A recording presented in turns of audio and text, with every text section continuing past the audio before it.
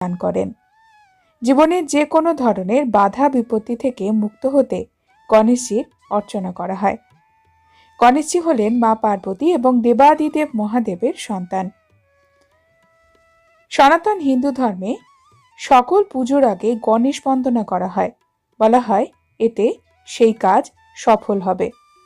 অন্যদিকে ভাদ্রপদ মাসের শুক্লপক্ষের চতুর্থী তিথিতে অনুষ্ঠিত হয় গণেশ জন্মোৎসব। বলা হয় এই বিশেষ দিনেই গণেশজির জন্ম হয়েছিল।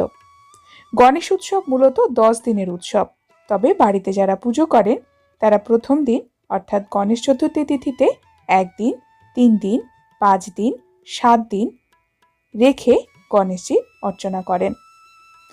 আপনারা যারা 3 দিন গণেশজির অর্চনা করবেন ভাবছেন অথবা 5 দিন বা 7 দিন গণেশজিকে আপনার গৃহে রাখবেন, তারা কিন্তু প্রতিদিনই